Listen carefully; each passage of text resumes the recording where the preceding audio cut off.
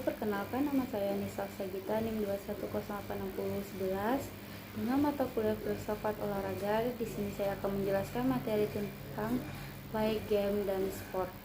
Yang pertama adalah pengertian sport.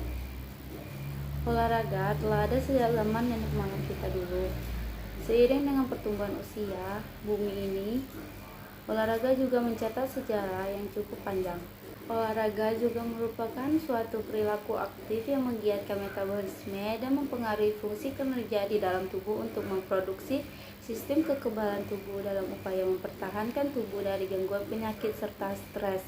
Oleh karena itu, sangat dianjurkan kepada setiap orang untuk melakukan kegiatan olahraga secara rutin dan terstruktur dengan baik. Lembaga UNESCO juga pernah mendefinisikan olahraga sebagai setiap aktivitas fisik berupa permainan yang berisikan perjuangan melawan unsur-unsur alam, orang lain, ataupun diri sendiri. Sedangkan Dewan Eropa merumuskan olahraga sebagai aktivitas spontan, bebas, dan dilaksanakan dalam waktu luang. Definisi terakhir ini merupakan cikal bakal panji olahraga di dunia Sport of All dan di Indonesia tahun 1983. Memasyarakatkan olahraga dan mengolahragakan masyarakat. Seiring perkembangan zaman dan kemajuan di bidang keilmuan yang sangat besar serta global, menjadikan olahraga sebagai suatu disiplin ilmu yang sangat populer dan banyak dipelajari oleh setiap orang di dunia, dan merupakan suatu disiplin ilmu yang bisa diperhitungkan layaknya matematika, bisa dikatakan sebagai ilmu yang eksak.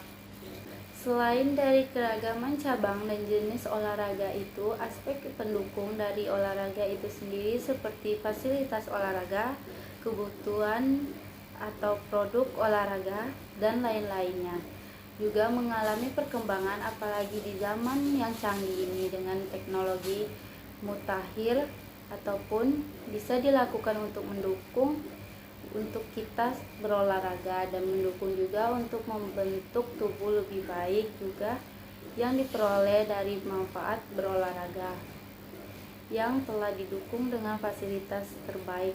Selanjutnya, pengertian play. Bermain atau play merupakan suatu perbuatan atau kegiatan sukarela yang dilakukan dalam batas-batas ruang dan waktu tertentu yang telah ditetapkan menurut aturan yang telah diterima secara sukarela, tapi mengikat sepenuhnya dengan tujuan dalam dirinya, disertai oleh perasaan tegang dan gembira dan penuh kesadaran.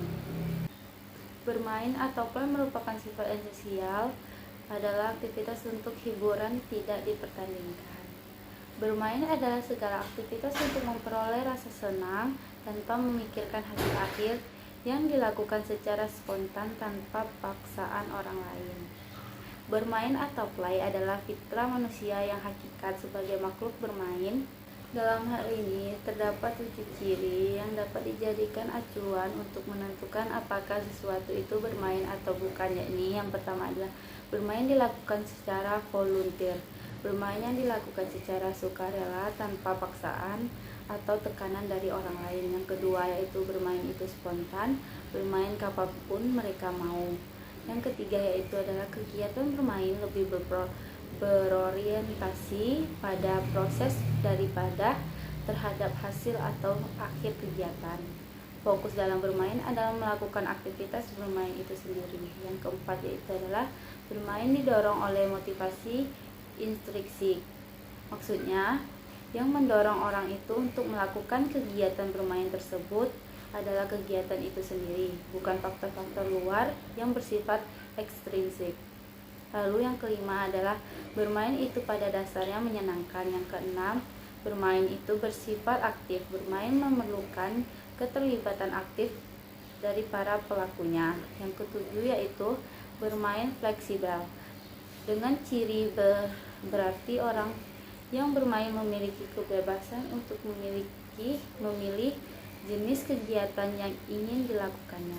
Karakter bermain atau play yang pertama adalah bebas, sukarela, dan tanpa paksaan dalam berpartisipasi. Yang kedua yaitu aktivitas bermain terpisah dari batasan ruang dan waktu. Yang ketiga yaitu hasil dari aktivitas bermain adalah sesuatu yang tidak diketahui atau direncanakan. Yang keempat adalah aktivitas murni bermain tidak produktif, tidak menghasilkan nilai yang permanen.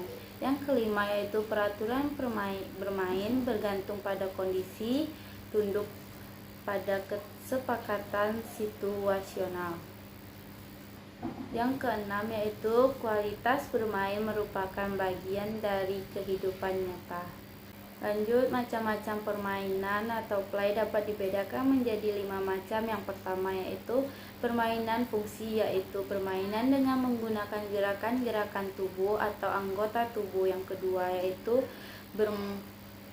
permainan konstruktif, yaitu membuat suatu permainan. Yang ketiga yaitu permainan reseptif, yaitu sambil mendengarkan cerita atau membaca buku cerita, berfantasi dan menerima kesan-kesan yang membuat jiwa aktif. Yang keempat yaitu permainan perana, yaitu dalam permainan ini akan bermain peran sebagai guru. Yang kelima yaitu permainan sukses, yaitu diutamakan dalam permainan ini adalah prestasi sehingga diperlukan keberanian.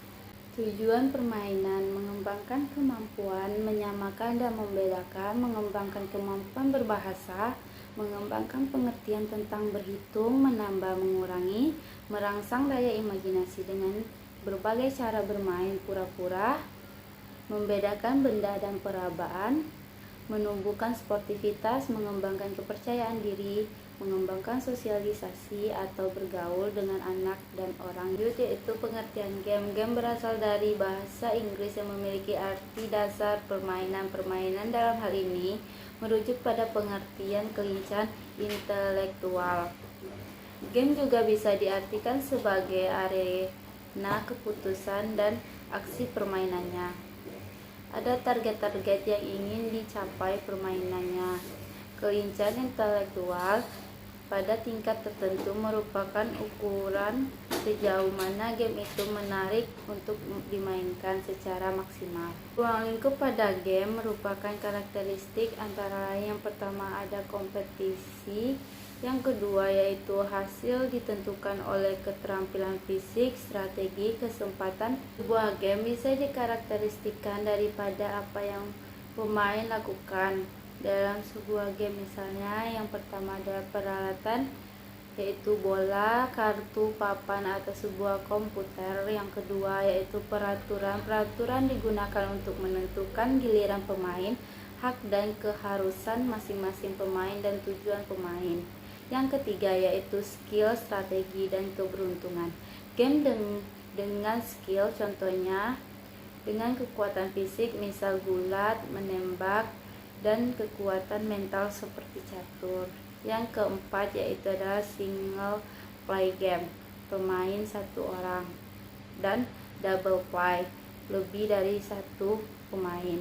Jika pemain tunggal, pemain harus bermain dengan keahlian, berpacu dengan waktu dan keberuntungan. Sedangkan pemain double, pemain diharuskan untuk menggunakan suatu strategi dan kekompakan sesama pemain untuk mencapai tujuan tertentu atau sebaliknya. Pemain harus berlomba dengan pemain lainnya untuk mencapai suatu tujuan. Yaitu relevasi play dan game. Dalam memahami arti pendidikan jasmani, kita juga harus mempertimbangkan hubungan antara pemain, play, dan olahraga atau sport. Sebagai istilah yang lebih dahulu populer dan lebih sering digunakan dalam konteks kegiatan sehari-hari, pemahaman tersebut akan membantu para guru dan masyarakat dalam memahami peranan dan fungsi pendidikan jasmani secara konseptual. Bermain pada intinya adalah aktivitas yang digunakan sebagai hiburan. Olahraga di pihak lain adalah suatu bentuk bermain yang berorganisir dan bersifat kompetitif. Peraturan misalnya baik tertulis maupun tidak tertulis digunakan atau dipakai dalam aktivitas tersebut, dan aturan atau prosedur tersebut tidak dapat diubah selama kegiatan berlangsung, kecuali atas kesepakatan semua pihak yang terlibat. Bermain, olahraga, dan pendidikan jasmani melibatkan bentuk-bentuk gerakan, dan ketiganya dapat melumat secara pas dalam konteks pendidikan jika digunakan untuk tujuan-tujuan kependidikan. Olahraga dan bermain dapat eksis meskipun secara murni untuk kepentingan kesenangan, untuk kepentingan pendidikan, atau untuk kombinasi keduanya. Kesenangan dan pendidikan tidak harus dipisahkan secara eksklusif. Keduanya dapat dan harus beriringan bersamaan. Sekian penjelasan materi dari saya. Apabila ada kesalahan mohon dimaafkan. Saya akhiri dengan Assalamualaikum warahmatullahi wabarakatuh.